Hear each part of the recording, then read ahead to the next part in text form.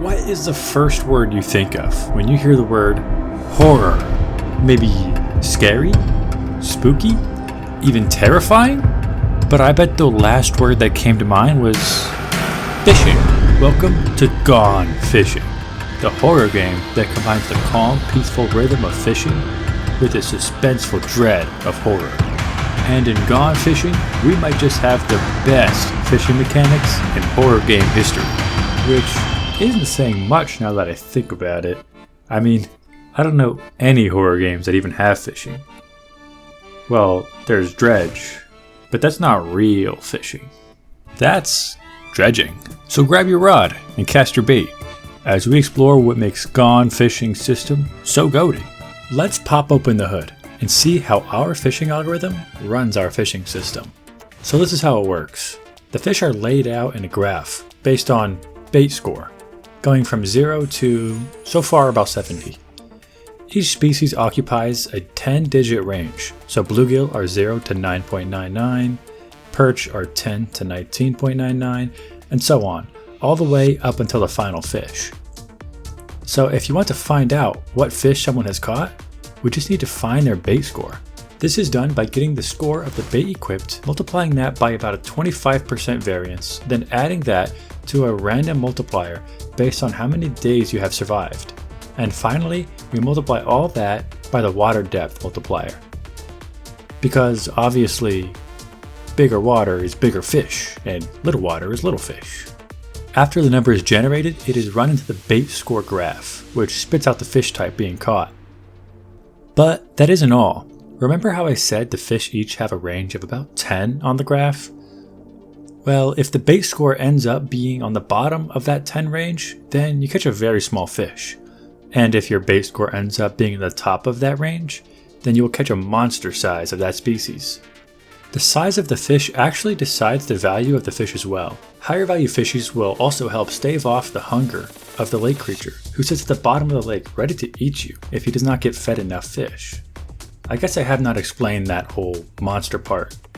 If you are confused, you can watch the other two videos that go more into detail about the overall plot of the game. Now that you are all caught up with the basics of the fishing algorithm, we can finally talk about the best part. The actual fish. For the first version of our game, we already have 7 fish planned and implemented, including the bluegill, yellow perch, black crappie, largemouth bass, catfish, muskie, and well, I won't spoil the final fish. You are just going to have to play Gone Fishing when it comes out if you really want to know what the final fish is.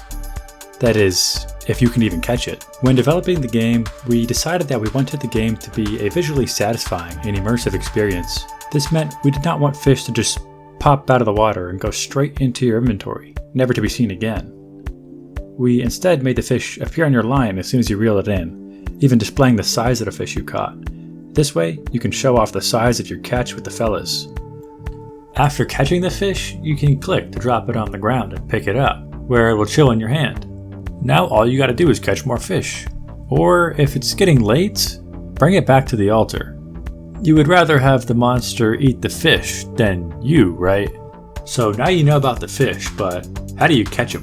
The mechanics are actually quite simple, similar to Stardew Valley's fishing system. All you need to do is left click. This will add tension, but you'll need to be careful. Add too much tension and the line snaps. Not enough tension and the fish will slip off the hook. It's all about balance. Each fish also has its own unique fighting style. Fish like the yellow perch will pull the bobber fast and then let the tension go rapidly, making it important to keep the tension higher than with most fish. Perch also tend to tire faster than other fish, which means surviving the first bursts is the main goal for catching that fish. A fish like the catfish, on the other hand, has incredible stamina and long but slow pulls. For the catfish, it's all about keeping the tension low and just slowly and consistently reeling when the tension bar nears the bottom. Every fish in Gone Fishing has its own unique style.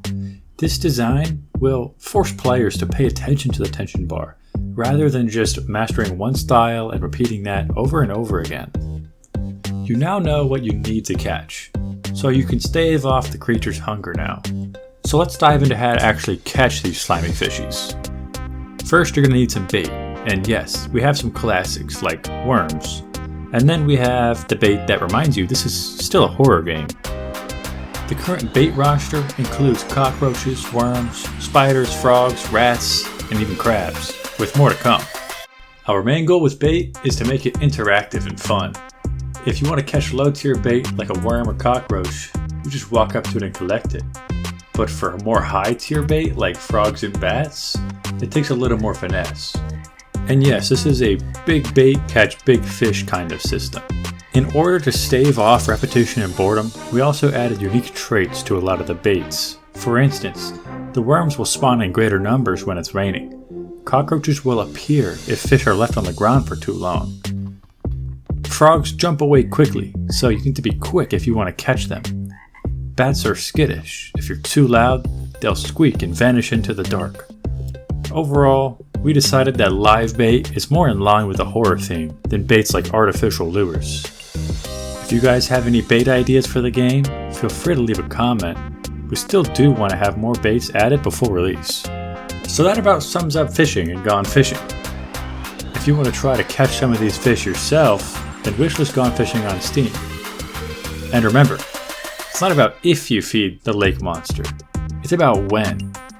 If you want to know more about the horror factors of Gone Fishing, check out these other videos.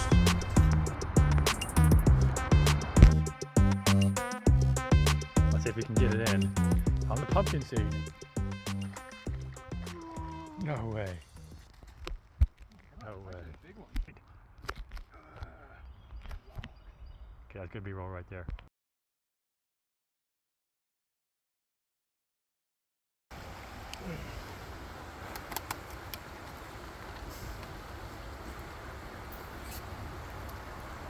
I love gone fishing.